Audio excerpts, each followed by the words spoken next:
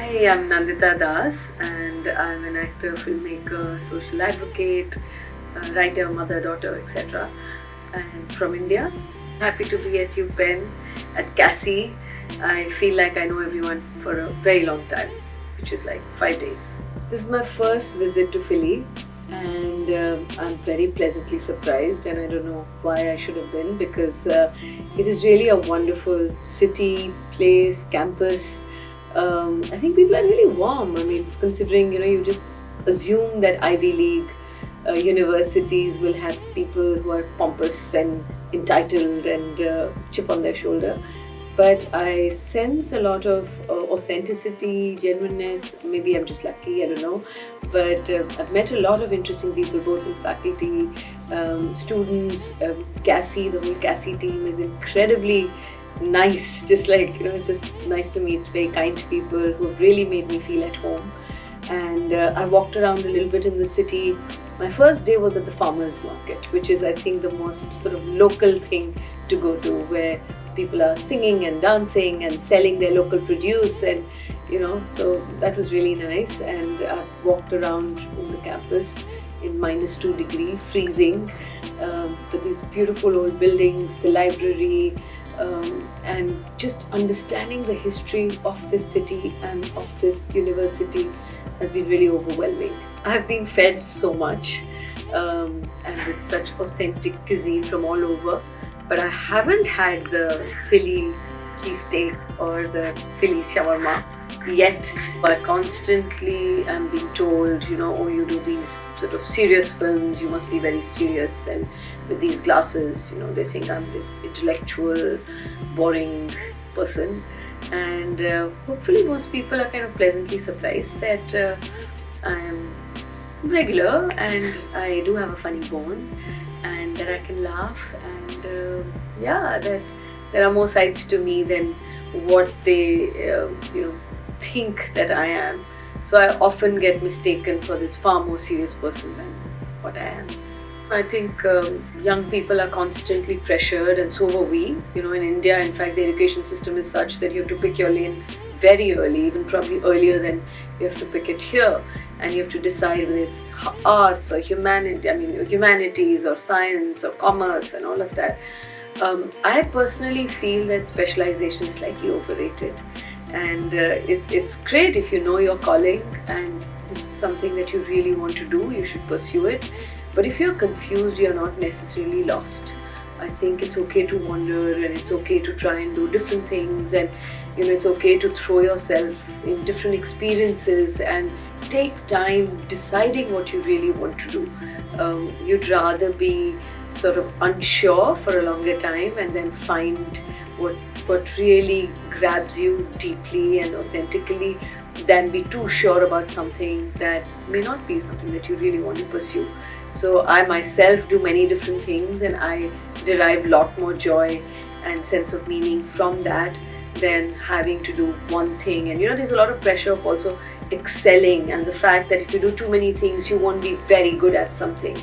But instead of wanting to prove it to others, I think it's important to find what really gives meaning to your life, what gives you joy and that sense of purpose. And that sometimes takes time.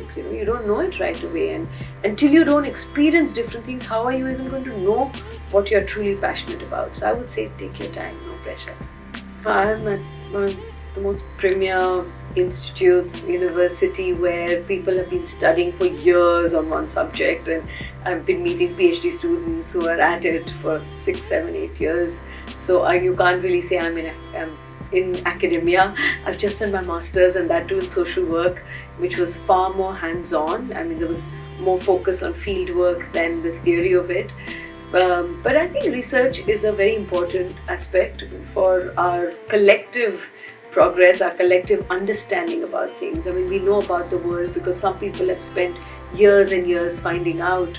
So I'm very envious of that kind of concentration and focus, and this desire to dig deep into something. Even in films, I mean, the 3 films that I've done, whether it's Firak or Manto or Zwigato, all of them in a way required a lot of research, because they were based on real events or real stories. And some of the early research is when you're just interested in a subject and you have kind of spoken to people about it, and that sort of triggers your interest. But once your interest has been triggered, you need to really dig deeper and find out. Like Manto was a period film, a story set in the 40s, and it's not just about Manto, the writer, but also about that world and who were the other people who inhabited that world, who were his friends and who did he work with, and what was the world at that time like, what did people care about, what did they wear, and what did they think. So Off Iraq, which was sort of a post Gujarat riot, the aftermath of violence, and not just about the research of that place, but what happens to people when the obvious violence finishes, and what are the various emotions that people sort of carry on with, or what are the emotions that linger on beyond the violence. Or Zwigato, which is about the gig economy, and what are these food delivery riders, what are they grappling with, what are the struggles. There's a lot of research that goes in, but it's a nice kind of amalgamation of hard facts and research and what you want to really invoke in the audience, and how do you humanize. You may not even know the statistics of it. How do you translate the research, the statistics, into more lived experiences, into human emotions, into relationships? So it's kind of a nice blend, and I think both are important. If you just had all these facts and research, that wouldn't really be enough, but if you didn't have it at all, it wouldn't depict the authentic, the real truth of the matter that you're exploring. I don't know, I think I would do psychology or philosophy. Very curious about how people think about things and what goes on in the mind, and what are the deeper reasons for the kind of behavior we do in private and public. So I think I'm interested in a lot of things. So it would be sociology. I think it'd be liberal arts broadly. Also because I don't know much about science, and I would just be like completely lost if I was in a science class. But yeah, please take me back. Can I be a student again?